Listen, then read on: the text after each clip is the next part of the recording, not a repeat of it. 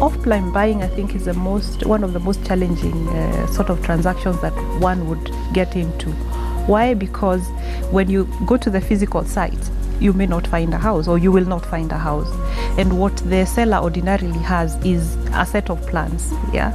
So as a clever buyer, what you then do is look at the plans, confirm that indeed they represent the sort of property that you would be looking to buy in terms of the size of the house and perhaps the way it is designed. Then look at the elevations and see that in terms of the physical appearance of the property, it represents what you would be looking for.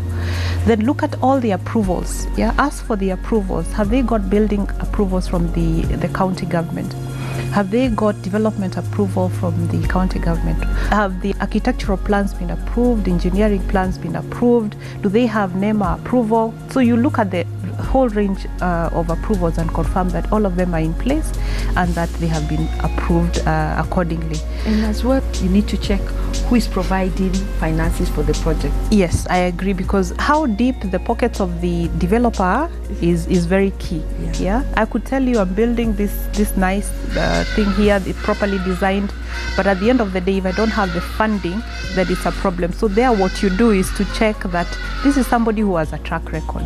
If they've completed projects before, in all likelihood they could complete this one as well. So if they have a track record, then you could be dealing with a property that is likely to be completed. Now then, in your contract for purchase of the property, it should have provisions on the building of the property, how long it will take, when it will be completed, a clause requiring the developer to consult you if they want any variations done of the property, because remember, you're buying on the basis of the plans that you saw. So if there are going to be any variations, then you should be consulted or notified that there will be variations.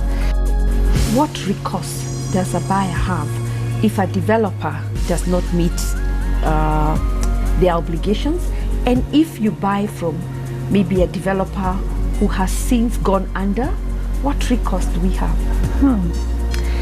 I think that's an interesting question, because going back to the contract, I think contract really is the basis of a good transaction. If you have a transaction that provides for events of default, and one that says if the developer defaults, this is what is going to happen, then you should be okay. And one of the things it should say is that there will be a refund of the funds. Yeah, and there should be a refund of the funds together with interest. Now, where a developer is insolvent, then there might be a bit of a challenge, because then what it would happen to you is that you would form part of his creditors. You form a pool of creditors, and you would then have to be paid from whatever assets there are, shared pro rata with the rest of the creditors. So that's a bit of a challenge, and it takes long. Yes, that would take a bit of time. So the best thing is, before you get into any dealings with a developer, ensure that he has a track record, and preferably that he is one with deep pockets, or one who has concluded or assured financing. A lot of home buyers want a fast and quick purchase, and that's why I feel they are very gullible. Now that we have a case we are seeing and reading every day, what should those buyers do? Take your time. Yeah, buying a house is not like buying a meal, that you walk into the restaurant and the meal by 3 o'clock is sold out. No, I mean, houses will be there today, houses will be there tomorrow, and it really must take time to conclude a transaction relating to the purchase of real property. And where you find that there's a lot of pressure, particularly from maybe an agent who's insisting you must buy and buy today, otherwise if you don't buy, the property will not be available because I have too many people willing to buy the property, then perhaps you should let that one go and wait for another one, because there will always be a better property coming up.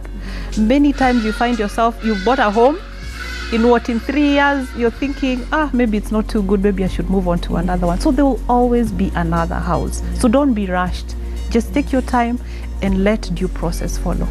And what are the legal costs associated in purchasing a property? They are a number. I think most material would be stamp duty. Stamp duty is a tax that is paid and is based on the value of the property. The rate for properties within the cities or the towns is 4%, and the rate for properties outside of cities and towns is 2% of the value of the property. So that is a significant cost. The other one a buyer would be expected to pay would be valuation costs, which we had talked about previously. Have the property valued, there will be a fee payable to a valuer. Sometimes you may have agency fees paid to an estate agent. If, for example, you're engaged an estate agent to find your house, then there will be a fee payable to that. So that's a finder's fee? Yeah, finder's fee payable to the estate agent. Then beyond that, when it comes to the legal work, you'll find that there's the legal fees that will be payable to the lawyer for the due diligence, for the preparation of the contract, for the registration of the transfer, and that whole process. So there will be a legal fee that will be agreed upon between you and the lawyer who's doing the due diligence for you.